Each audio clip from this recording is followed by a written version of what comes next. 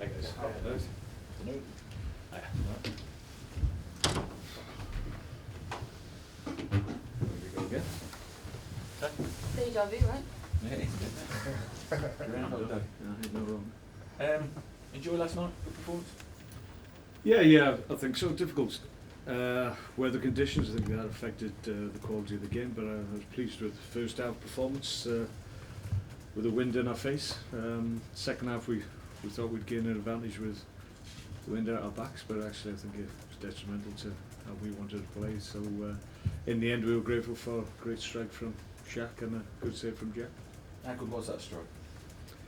Yeah, I think it's I think maybe goalkeeper's been questioned somewhat, but I think it's a little bit unfair. To be perfectly honest, it was a great strike. Probably wind assisted to a certain extent, and it just had a little bit of movement on the ball, and that can just throw keepers. And it was a great goal, great strike. And you need to sort Jack's contract out quite quickly, don't you? Because he keeps adding a few quid every game he plays. Well, he just does his job. I mean, at the end of the day, he's there to save shots and stop the ball going in the net, and that's what he's done for the most part all year. And once again, I said after the game, it's important that when you're in games like that and you're in a winning position, at times your keeper needs to, in key moments of the game, needs to either win you the points or save you losing points and losing games, and that's what Jack has done on many occasions this year. And we're delighted with what he's producing at the moment. It's still early days in his career as a number one, but he's had a good start, it's fair to say. Have you played with, seen many better than Jack? I've certainly seen a lot of good goalkeepers and a bit longer in the tooth, so you imagine I've come across quite a few, but I think what impresses most people about Jack is just his manner and his presence and his personality. He's very calm, very mature, and I think that, along with his undoubted ability, I think that's the impressive part of him. Joking aside, you really do need to sort his contract out, don't you? Just trying to get away from talking about his contract again. I seem to do it every time I have a press conference. But no, it's I think there's a willingness to sit down again and speak with Jack and his people. But there's no rush from our point of view because he's contracted for 4 years. So ball's in our court to a certain extent, but I think we would look favourably at doing something, I'm sure. Injuries wise, what's the situation with Ryan? Obviously, could ask that. Ryan, as we speak, he's actually in Germany. Just seen someone over there, but we don't think he's available at the weekend. But certainly after this weekend, if he's not involved, then we think he's got a good chance next week. Is it a place you like going back to, Stamford Bridge, every day? I had a great time there as a player. Really enjoyed it. When they were a mid-table team, and I went at exactly the right time. They were just starting to build and started to sign good players, and the ball started rolling somewhat. It was just before, obviously, the millions of the current owner came into play, but you could sense that things were starting to roll in the right direction. So I was there at the beginning of that. Really enjoyed my time. Going back as a manager, in fairness, hasn't been a great experience. I've had some decent results, but more often than not I've come away with my teams and we've been beaten. So we'd like to change that around. We're playing well at the moment, so we're on a good run of form, which obviously Chelsea are as well. So it'll be a good matchup. But obviously we've gone there in recent seasons and really haven't tested them enough, to be perfectly honest.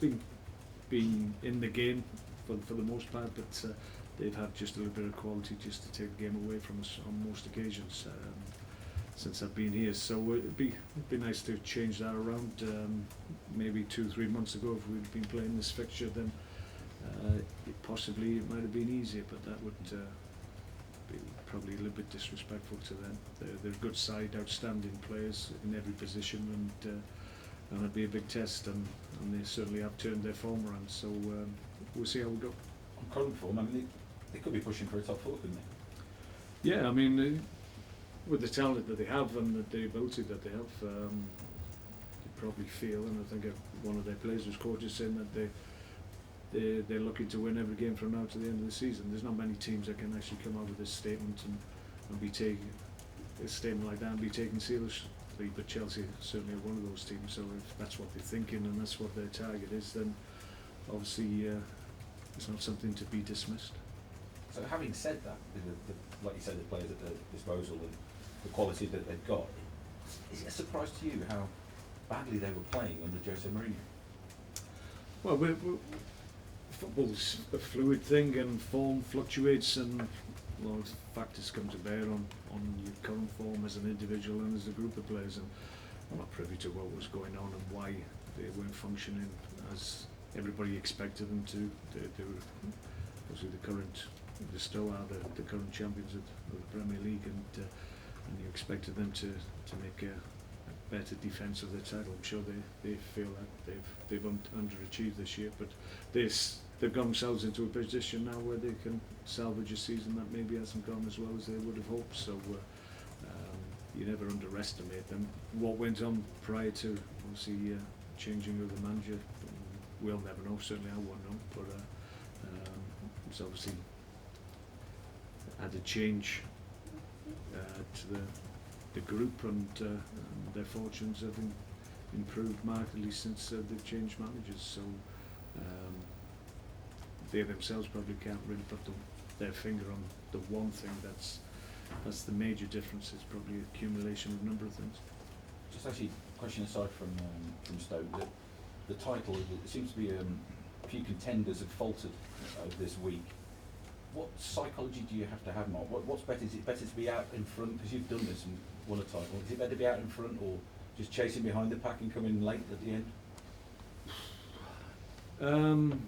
It's difficult to say. I think momentum's a huge thing, and if you've got momentum and if you're behind the pack, you can just get on with your job, and all of a sudden you get into a run of form at exactly the right time, and when other teams seem to be intense and not able to perform at the level they have been, then you can creep up with them and get really, really close, because that momentum is with you. I remember when Blackburn won the title and then just pipped Man United, they were ahead for almost all the season, and just towards the end they found it really difficult to get over their line, and we made a lot of points up in a number of weeks just because they found it difficult to get that final result. It ended up going to the last game of the season. So yeah, I think momentum is a key one, but along with that I still think you need points on the board. I think that sustains you, so better to have points on the board and give the challenge to the ones below. Psychology-wise, who's the pressure on? I mean, you've got unfancied Leicester at the start of the season, so is the pressure on them to stay where they are, or is it on the millionaire footballers, if you like, that are chasing them down? It's difficult to really know what their mentality is. It's probably changes as the season progresses. Leicester obviously been playing exceptionally well, and they've got to a point in the season where maybe the reality of what could happen will start to dawn on them, and that's maybe when they might not play as freely as they have been. There's no sign that that's going to happen, to be perfectly honest, but it could do when they think that, like I said, if they're within touching distance of it, then it's just getting that ability just to get over the line, and that's when maybe, just maybe, they might drop points at that period, but they show no signs really, even when in midweek they dropped home points on the day. By all accounts they played exceptionally well, so it's not affecting their general form. They've still got that momentum we're talking about. Mark, in terms of what you want to achieve with this football club, in terms of your league placing finish, are you ahead of schedule at the moment, on schedule? We're bang on track. We've obviously had a good run the last 3 games. That's helped us. We chopped the season up into manageable chunks, and we try and overachieve in every phase that we have during the season. Last phase we were just below what we'd hoped to get, but prior to that we overachieved in the previous phase. So that's how seasons pans out. But obviously with the 3 results that we just had, that's got our noses in front again. So we're tracking higher than what we thought we would be at this point. So we're pleased with that. We've got to maintain it. We challenge ourselves in the last part of the season, last 5-6 games. We've got a big total that we'll need to get if we're going to achieve what we want. But we put ourselves in the position after 28 games to be able to have a shot at that. So that's good news. Because of the slow start of some of the big teams, you've got some big teams behind you at the moment. You'll expect them to finish with a rattle as well, won't you? Yeah, but there's big demands on the bigger teams with big resources. They should be able to cope with it, but it doesn't always work out like that. Even the top teams put a lot of the workload on just a core amount of players, and if they have a dip in form, or if they have had a long season, hard season, then maybe they can just taper off in terms of their form. So it's difficult for everybody. The Premier League tests everybody. There's a demand and intensity to every Premier League game, and you've just got to try and sustain it right from the start to the finish. The last few seasons we've been able to do that, and we've been really strong in this period leading into the finish of the season. So we're more than hopeful that will happen again, just by virtue of the fact of the way we work, and that's the expectation that we have on us, that we finish strongly, and then we can pick teams off. But it doesn't always happen. But for the most part, since I've been here, that's been the case. So we're encouraged, and we hope that's going to happen again. Given the quality that Chelsea had within the squad, in your experience as a manager, when the new man came in, was there any surprise that the results started to turn around and pick up? No, I think everybody was really scratching their heads of why Chelsea just couldn't win games. I mean, they were losing games, they were drawing games, and they just couldn't put teams away, which is always something that they've been able to do in previous seasons. So I think it was only in recent weeks that they've been able to get into the top 10 for the first time. So for a team with the resources and the quality of personnel that they have, that's a real shock. Nobody could have anticipated that before the season started. So they've now obviously got a grip of themselves and got into a position where it looks like they could have a really strong finish to the season, and that may well get them into European places, albeit whether or not that'll be enough to get into Champions League places, we'll have to wait and see. They may have to depend on other teams ahead of them slipping up, but they've certainly got the potential, like I said, to be able to go on a run now that won't take them right to the wire. You talk about shocks. This has been a Premier League season of shocks, hasn't it? And now I think if you went down there and won, that wouldn't be a shock, would it? No, that's how the season was panned out. Whenever you look at a fixture and you expect a certain result, almost, well, it seems this season almost you're surprised by the outcome, because there have been so many games where you expected results.